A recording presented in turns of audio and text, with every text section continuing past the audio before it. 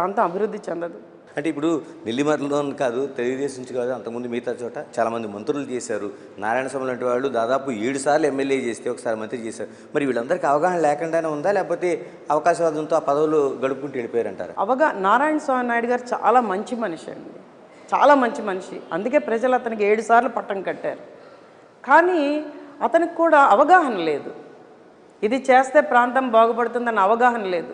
ఎవరైనా ప్రజలు బాబు మా ఇల్లు కాలిపోయిందంటే సాయం చేశారు, ఎవరైనా ఇక్కడ అమ్మ ఇది కావాలి అనుకుంటే సాయం చేశారు. అంతే తప్పించి ఈ రోడ్డు ఇన్ఫ్రాస్ట్రక్చరు ఈ వ్యవస్థ బాగా ఉంటే అప్పుడు ప్రాంతం బాగుపడుతుంది అన్న అవగాహన లోపం ఆయనలో ఉన్నది. ఇప్పుడంటే ఇంత పెద్ద హైవే వచ్చింది, ఇక్కడికి ఎయిర్పోర్ట్ వస్తున్నది. ఇవన్నీ రావడంతో నెల్లిమర్ల నియోజకవర్గానికి ఇంకా అభివృద్ధి చేసే అవకాశం ఉంది. కానీ వయోపరిమితి వల్ల వయోభారం మీద పడి ఆయన పక్కకి ఏం చేయాలంటారు? నెల్లిమర్ల లాంటి ప్రాంతం, ఈ కింది అట్టడుగున ఉన్న ప్రాంతం అభివృద్ధి చెందాలంటే 1, 2, 3 అని ఒక మేజర్ మీ ఆలోచనలు ఏమున్నాయి? మేము రాజకీయాల్లోకి రాకముందు నుంచి ఒక పద్ధతిలో ప్రణాళికతో ముందుకెళ్తున్నాం. మేము 2030 విజన్ అని ఒకటి పెట్టుకున్నాం.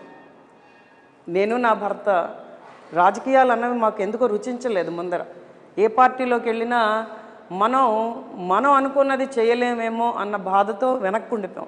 కానీ ఇక్కడ స్థానిక యువతకి మనం సరి అయిన అవగాహన కల్పిస్తూ శిక్షణ ఇస్తూ వాళ్ళకి డబ్బులు మెయిన్ మనం దాన్ని వాళ్ళకి సాయం చేస్తూ వాళ్ళ చేత పరిశ్రమలు పెట్టించి ఆ పరిశ్రమలు కూడా స్థానికంగా ఉన్న వనరులకు అనుసంధానం చేస్తూ అటు రైతుకు కానీ ఇటు మత్స్యకారులకు కానీ భవన నిర్మాణ కార్మికులకు కానీ వాళ్ళకి అనుసంధానం చేస్తూ మనం పరిశ్రమలను ఈరోజు తీసుకొస్తే ఎలాంటి పరిశ్రమ కావాలి? ఎందుకంటే ఇక్కడ జూట్ మిల్లు మూతపడిని, చెరకు పరిశ్రమలు మూతపడిని, మీ జిల్లాలోన